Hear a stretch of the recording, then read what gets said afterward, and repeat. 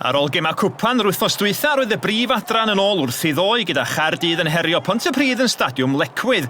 Aeth yr adar gleision ar y blaen wedi 3 munud yn unig. Daniel Green ar gwaith creu a Megan Saunders yn sgorio'n wych am ei hail gol y tymor hwn.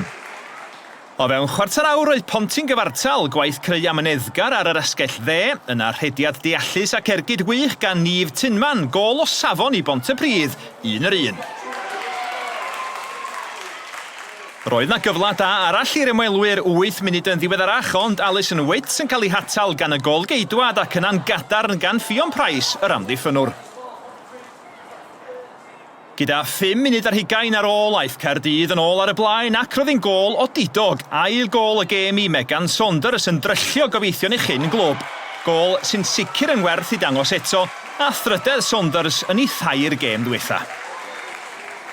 Fe gollodd Ponty ar daith yn erbyn Met Caerdydd ganol wythnos ac fe adawon o'r brifddinas yn waglaw eto ddoe gweitha ymdrech wych Wits trwch y trawst yn gwadu'r y pwynt.